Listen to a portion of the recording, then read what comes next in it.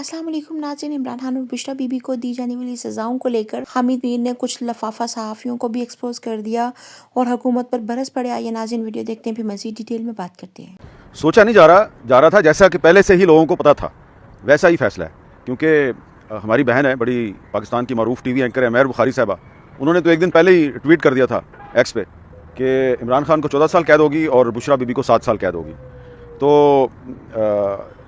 जजों के फैसले पाकिस्तान में प्रेडिक्टेबल होते हैं, इसलिए कि सुप्रीम कोर्ट की जजमेंट्स भी जो है कभी कभी उनकी भी लोग जो है पेशीन गोई कर देते हैं कि जी इस तरह का फैसला आएगा। लेकिन यहाँ पे एग्जैक्टली जो है लोगों को पता था कि 14 साल कैद भी होगी इमरान खान को और 7 साल कैद होगी बुशरा बीबी को।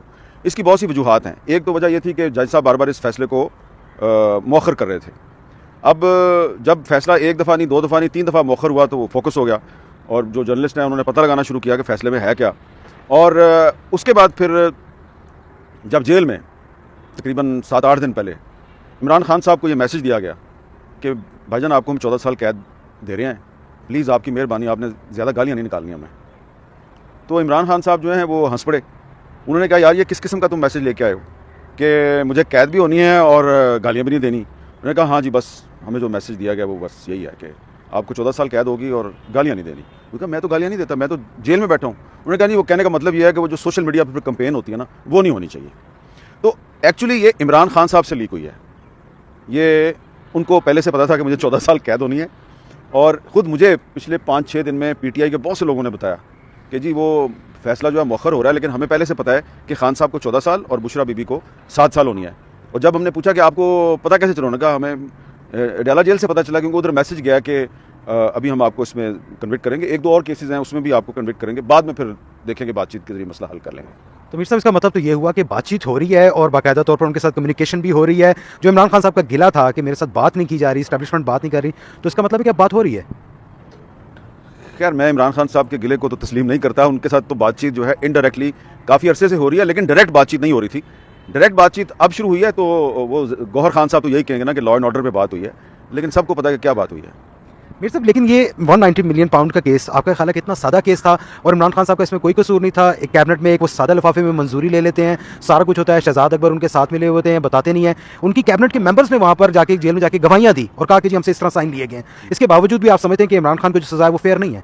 देखिए, इमरान खान को आपने अगर सज़ा दी है, किस इल्ज़ाम में दिया है कि उसने एक प्रॉपर्टी टाइकून मलिक रियाज जो है उसको फेवर दिया है, यही है ना इल्ज़ाम।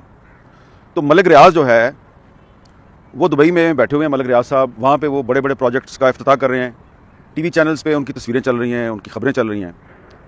लेकिन जब हम ये सवाल उठाते हैं कि जी इस केस में इमरान खान को तो सज़ा मिल गई है, मलिक रियाज साहब के खिलाफ क्या कार्रवाई हो रही है जिनको कि कोर्ट ने मफरूर करार दिया हुआ है, प्रोक्लेम्ड ऑफेंडर करार दिया हुआ है, उनके खिलाफ क्या कार्रवाई हो रही है? तो उनका नाम जो है वो एडिट हो जाता है।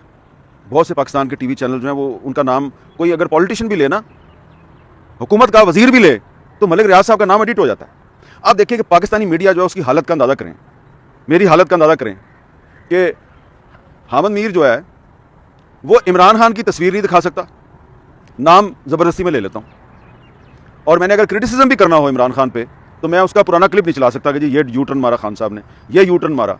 तो एक तरफ तो हम इमरान खान का ना नाम ले सकते हैं, ना हम उसकी तस्वीर दिखा सकते हैं, ना क्लिप चला सकते हैं। किसी अदालत ने हमें नहीं रोका हुआ, पैमरा ने कोई तहरीरी तौर पे नोटिस जारी नहीं किया हुआ, लेकिन हम इतने मजबूर, बेबस और लाचार हैं कि हम इमरान खान की तस्वीर नहीं दिखा सकते। ठीक है, दूसरी तरफ एक प्रॉपर्टी टाइकून मफरूर है पाकिस्तान की अदालत से, दुबई में बैठा हुआ है। इल्ज़ाम उन पर सही है मलिक रियाज साहब पे या गलत है, लेकिन हालत पाकिस्तान के मीडिया की ये है कि जिस आदमी को पाकिस्तान की अदालत ने मफरूर करार दिया हुआ है उसका नाम अगर मैं लूँ तो वो एडिट हो जाता है। अंदाज़ा लगाएं कि हम कितनी फ्रीडम एंजॉय कर रहे हैं पाकिस्तान में कि एक मुलजिम जो पाकिस्तान की जेल में है उसकी तस्वीर नहीं दिखा सकते, दूसरा मुलजिम जो दुबई में बैठा हुआ है उसका हम नाम नहीं ले सकते। तो वो जो मुलजिम है उसको गवर्नमेंट ऑफ पाकिस्तान ने पाकिस्तान लाने के लिए, एक्स्ट्राडिशन के लिए क्या को दुबई से रब्ता कायम किया है, यूएई से रब्ता कायम किया है? क्योंकि मैं आपको नाम बता सकता हूँ, आप भी नाम जानते हैं लोगों के, जो दुबई में गिरफ्तार करके उनको पाकिस्तान भिजवाया गया है। उज़ैर बलोच से और राशिद हुसैन से लेके कई नाम मैं ले सकता हूँ, लेकिन हुकूमत पाकिस्तान इमरान खान को तो कन्विक्ट करवा रही है। जो मलिक रियाज साहब हैं उनको आप पाकिस्तान नहीं ला सकते। अगर आप फेयर ट्रायल है तो उनका भी करें, और शहजाद अकबर साहब भी हैं उसमें, जुल्फी बुखारी साहब भी हैं उसमें, और भी बहुत से मुलजमान हैं, तो उनके खिलाफ क्या कार्रवाई हुई है? तो ये एक सवाल है मेरा, یہ صرف میں اب حکومت پاکستان سے سوال نہیں کر رہا, میں اپنی صحافی برادری سے بھی سوال کر رہا ہوں کہ بھائی کب تک آپ لوگ اس طرح غلامی کی زندگی اختیار کریں گے کہ پاکستان کی کسی عدالت نے آپ کو یہ نہیں کہا کہ آپ نے عمران خان کی تصویر نہیں دکھانی, آپ نہیں دکھا سکتے. پاکستان کی کسی عدالت نے آپ کو یہ نہیں کہا کہ آپ نے ملک ریاض کا نام نہیں لینا, لیکن آپ اس کا نام نہیں لے سکتے. آپ لیں بھی تو ایڈٹ ہو جاتا ہے.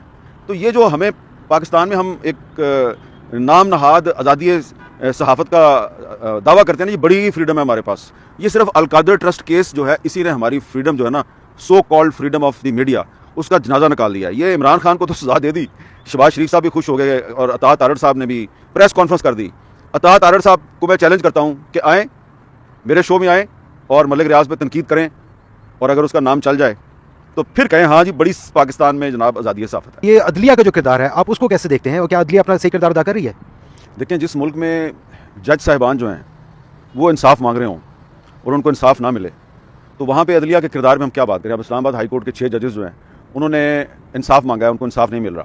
اچھا اب آ جائیں, اب یہ جو جج صاحب ہیں ناصر جاوید رانا صاحب, جنہوں نے عمران خان کو 14 سال قید کی سزا سنائی ہے, یہ کوئی ٹاپ سیکرٹ انفارمیشن نہیں ہے کہ 2004 میں اس وقت کے جو چیف جسٹس آف پاکستان تھے انہوں نے ایک سو موٹو نوٹس لیا. ایک وکیل تھے وہاب الخیری, تو یہ جج صاحب جو ہیں انہوں نے اس کو کورٹ میں بلائے بغیر ہی, سمن کیے بغیر ہی, ان کو پروڈیوس کیے بغیر ہی ان کا فزیکل ریمانڈ دے دیا تھا.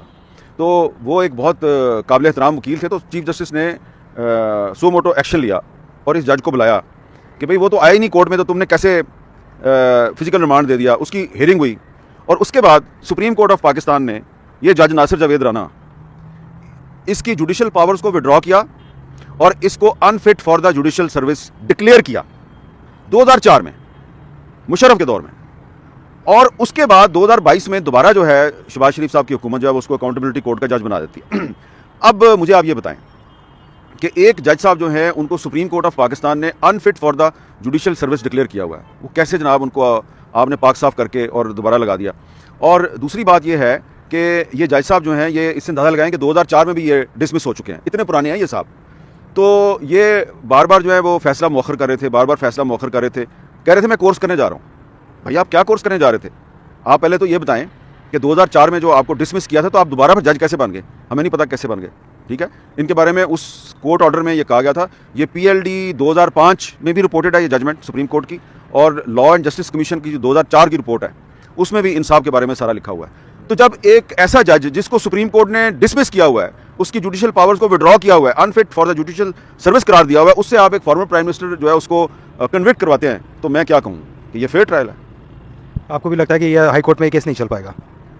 یہ میں نہیں کہتا, کیونکہ ہائی کورٹ کا بھی آپ کو پتہ ہے کہ وہاں پہ کیا ہوتا ہے. کیونکہ آج جو عمران خان صاحب کے ٹویٹر ہینڈل سے جو ایک لمبا چوڑا ان کا اسٹیٹمنٹ جاری ہوا ہے, اس میں انہوں نے اسلام آباد ہائی کورٹ کے چیف جسٹس صاحب پہ بھی عدم اعتماد کیا اور قاضی فاضل صاحب پہ بھی عدم اعتماد کیا. ہاں البتہ انہوں نے جو نیا کانسٹیٹیوشنل کورٹ ہے اس کے جو جج صاحب ہیں امین الدین خان صاحب, ان پر انہوں نے کہا کہ جی ہم ان کو اپیل کریں گے کہ وہ ہیومن رائٹس وائلیشنس کا نوٹس لیں.